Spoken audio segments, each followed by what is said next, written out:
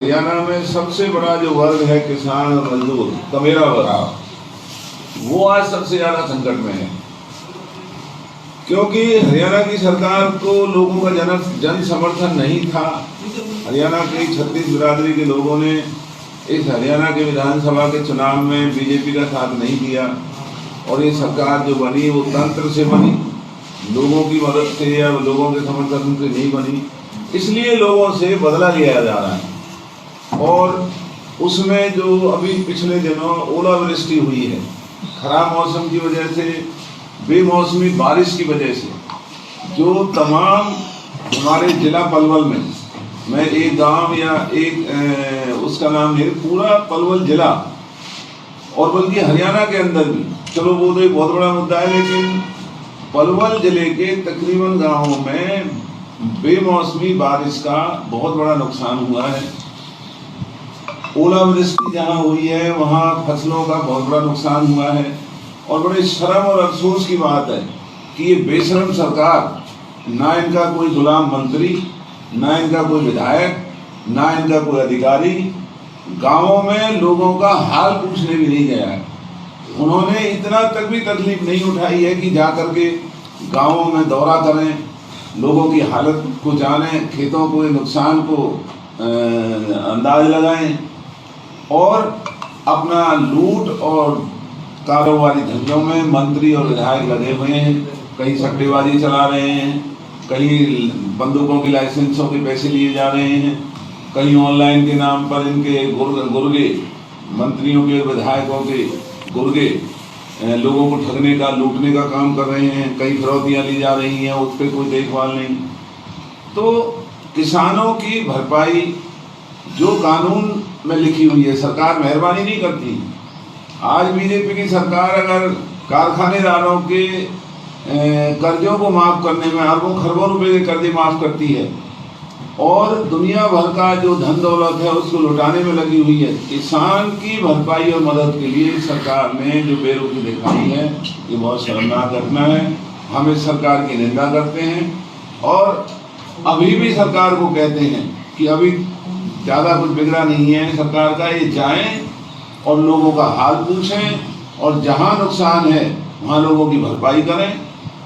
ओलों से ज़्यादा बेमौसमी बारिश और तेज हवाओं से खेत की जो पकी फसल है जो पड़ गई, उससे ज़्यादा नुकसान ओलों से है। तो वो भी एक आपदा है, लेकिन सरकार इसे आपदा नहीं मान रही। तो इस बेशरम सरकार को जागृत होना चाहिए, शर्म आनी चाहिए, लोगों में जाकर के लोगों की तकलीफ और दुख को बांटने का काम करना चाहिए। किसान और मजदूरों का जो नुकसान हुआ है उसकी भरपाई करनी चाहिए और जो यहाँ का जिला प्रशासन, यहाँ का डीसी, यहाँ का एसपी अपनी हैसियत को भूल करके वो एक जिला प्रशासकों की तरह नहीं,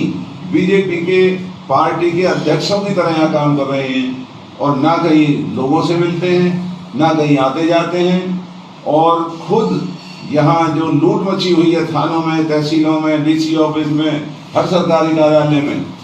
उसकी तरफ भी उनका इसलिए ध्यान नहीं है कि वो अपनी जेबें भर रहे हैं और लोगों के ईवीएम के बने हुए जबरन नुमाइंदे वो बेहाओं की तरह और ऐश और आराम में पड़े हुए हैं। और हमारे इलाके की इतनी बदहाली कभी नहीं हुई जितनी बदहाली आज हुई। दूसरा मेरा निवेदन है कि ये पेलक का जो उतार चढ़ाव, ये हमने बड़े संघर्ष के साथ मंजूर कराया था और हमने इसलिए ये मंजूर कराया था कि पलवल शहर में आने वाले वाहनों को यहाँ अंदर ना आकर के वो बाहर से निकल जाए, हमारा शहर का जो संतुलन है वो खराब ना हो। और आज बड़े दुख की बात है कि पहले तो वो उतार चढ़ाव ही बहुत बेहूदगी से बनाया है, वहाँ एक्सीडेंट का इतना बड़ा खतरा बना दिया है कि हर रोज अब वहाँ छोटी रूप में बनाने से एक्सीडेंटों का खतरा बढ़ा हुआ है। और दूसरा जो टोल वहाँ पर लगाया गया है वो बहुत ज़्यादा दर उसकी बढ़ाई गई है, लगाई गई है, जबकि हमारा फैसला ये था, जब ये मंजूर हमने गडकरी से कराया तो हमारा ये फैसला था कि जो लोकल हमारी गाड़ियाँ हैं, कार, उनके ऊपर कोई टोल नहीं लगेगा। जो कॉमर्शियल वाहन है उनकी हमारी कोई बात नहीं थी। लेकिन लोकल कार कोई ब्याह शादी वाले हैं या अपने गांवों को जाने वाले हैं या जो वकील हैं या मुवक्किल हैं या कार फैक्ट्रियों में जाने वाले लोग हैं या रोजमर्रा के जाने आने वाले स्थानीय लोगों पर कोई टोल नहीं लगने की बात हुई थी। लेकिन चाहे गजपुरी टोल हो जहां टोल की दरें बार बार बढ़ाई जा रही हैं, और ये पेलक का जो बनाया गया है वो बहुत ही गलत तरीके से बनाया है, और जितना टोल वहां पर लगाया है वो गैर कानूनी है। तो सरकार को तुरंत इसे वापस लेना चाहिए। लोगों के लिए जो इतना बड़ा ये काम हमने करवाया था वो इसलिए नहीं करवाया था कि लोगों की यहाँ पर लुटवाई हो, ये हमने इसलिए मंजूर करवाया था कि यहाँ हमारे इलाके के लोग, जमीनें हमारी गई, हमें मुआवजा भी पूरा नहीं मिला, और इस केजीपी के साथ जो किसानों को रॉयल्टी केएमपी पर मिलती है,